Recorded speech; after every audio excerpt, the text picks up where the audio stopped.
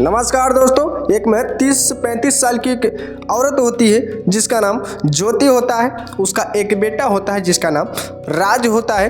राज पढ़ाई लिखाई करने में बहुत ही अच्छा था, इसलिए उसके माँ बाप जो होते हैं दोस्तों बहुत ही उससे खुश रहा करते थे।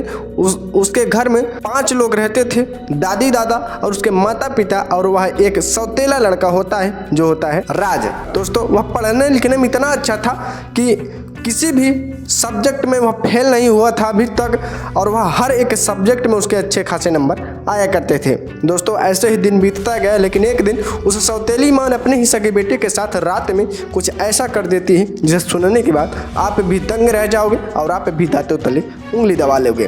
दोस्तों बने रहे कहानी के लास्ट तक। कहानी बहुत ही रोमांचक, बहुत ही भावनात्मक है, इसलिए वीडियो को बिना स्किप किए लास्ट तक जरूर देखिएगा ताकि आपको पूरी जानकारी और कुछ न कुछ आपको सीखने को जरूर मिले। तो दोस्तों आप किस जिला से मेरी वीडियो देख रहे हैं कमेंट करके जरूर बताइएगा ताकि हमें भी पता चल सके कि मेरी यूट्यूब फैमिली वहाँ से मुझे सपोर्ट कर रही है। नमस्कार दोस्तों, मेरा नाम है आदेश कुमार और आप देख रहे हैं आदेश जी क्राइम टॉक्स। दोस्तों दरअसल यह सच्ची घटना उत्तर प्रदेश के उड़ीसा की है। उड़ीसा में ही एक छोटा सा परिवार रहा करता था और उस परिवार में 5 लोग रहा करते थे, दादी दादा और माता पिता और एक राज नाम का छोटा सा लड़का रहता था। दोस्तों वह जो राज की माँ होती है वह सौतेली माँ थी, लेकिन उसने कभी अपने बेटे को सौतेला जैसा प्यार नहीं दिया।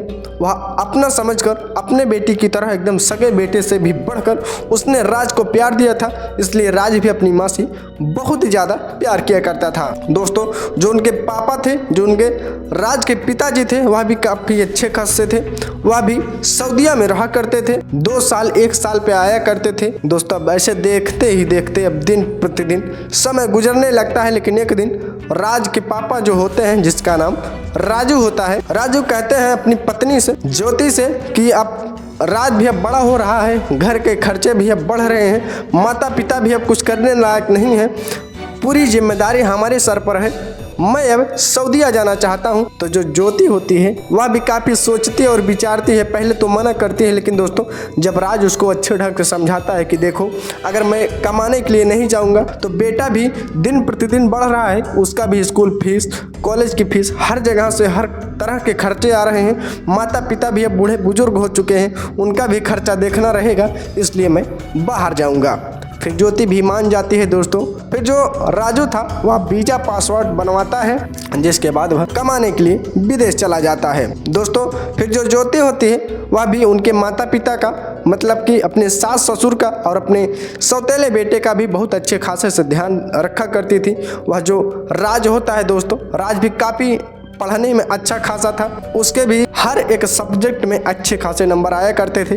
वह स्कूल का टॉपर लड़का था दोस्तों, इसलिए जो उसकी माँ होती है उसे घर पर भी ज़्यादा पढ़ाया करती थी, इसलिए वह और भी ज़्यादा होशियार हो चुका था। दोस्तों अब देखते ही देखते तकरीबन 6 महीने का समय गुजर जाता है। 6 महीने का समय गुजरने के बाद दोस्तों अब जो ज्योति होती है उसके अंदर वासना की भूख दौड़ने लगती है। 6 महीने तक तो उसने बहुत ही ज़्यादा कंट्रोल किया, लेकिन 6 महीने के बाद उसकी जिस्मानी भूख बढ़ने लगती है, उसकी हवस की भूख बढ़ने लगती है और इधर उधर वह मचलाने लगती है। तब उसके नज़र में कोई और नहीं दिखता तो वह अपने बेटे पर ही डोरी डालने शुरू कर देती है। उसके साथ गंदी गंदी हरकतें करती थी, लेकिन जो राज होता है उसने कभी अपनी माँ की इस हरकत पर ध्यान नहीं दिया। फिर उसने सोचा कि मेरी माँ है, प्यार करती है, इसलिए यह सब करती होगी, तो उसने कभी गलत नज़रिए से अपनी माँ की तरफ नहीं देखा था। लेकिन दोस्तों एक दिन शाम का टाइम होता है, सभी लोग खाना पीना खाते हैं, उसके दादी दादा भी, राज के दादी दादा भी खाना खाते हैं, लेकिन दोस्तों जो राज होता है वह अपनी माँ के बगल ही सोता था।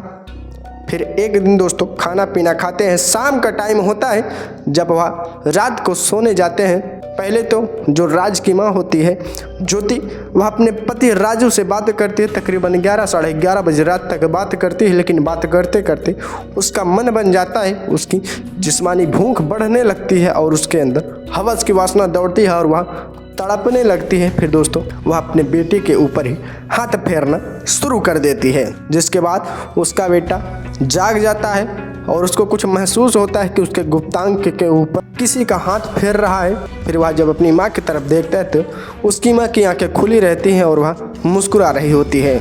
जिसके बाद दोस्तों वह भी धीरे धीरे तकरीबन 15 साल के करीब में हो गया था दोस्तों।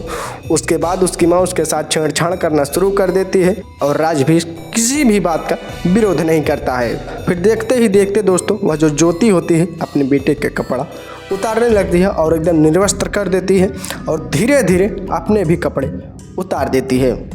उतारने के बाद यह दोनों एक दूसरे के साथ लिपट जाते हैं और लिपट जाने के बाद शारीरिक संबंध बनाना शुरू कर देते हैं। फिर दोस्तों शारीरिक संबंध बनाते बनाते तकरीबन 1 से 1.5 घंटे तक यह दोनों बारी बारी से रुक कर शारीरिक संबंध बनाते हैं। फिर जब इनकी जिस्मानी भूख मिट जाती है तो यह दोनों वहीं पर लेट जाते हैं। फिर दोस्तों सुबह होती है। अब यह काम डेली का हो गया था।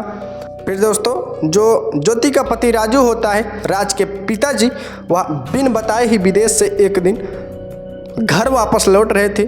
घर वापस लौटते वक्त तकरीबन 11 से 11:30 बज जाता है दोस्तों और वह बिन बताए घर का बेल दबाते हैं और घर का जो बेल होता है वह उसके दादी खोलती है और दादी जब दरवाज़ा खोलते हो तो अपने बेटे को देखकर काफ़ी ज़्यादा खुश होती है और जो राजू होता है पूछता है कि ज्योति और राज कहाँ हैं। तो उसकी दादी माँ बताती है कि ज्योति और राज अपने कमरे में सो रहे हैं। फिर जिसके बाद दोस्तों राजू जब जाता है उस कमरे को खोल कर देखता है तो देखते ही दंग रह जाता है और हक्का बक्का सा खड़ा रह जाता है, क्योंकि दोस्तों वहाँ कोई और नहीं, ज्योति और राज एक दूसरे के साथ एकदम निर्वस्त्र अवस्था में शारीरिक संबंध बना रहे होते हैं। जिसके बाद दोस्तों वह जो राजू होता है ज्योति को बहुत ज़्यादा डांटता है, बहुत ज़्यादा मारता पीटता है। फिर ज्योति भी उससे कहती है कि आप तो 3 साल के लिए चले जाते हैं, लेकिन मेरी जिस्मानी भूख मैं किससे मिटाऊँ यही मैं सोच रही थी। लेकिन अगर मैं बाहर भी किसी और के साथ शारीरिक संबंध बनाती तो अपने घर की इज्जत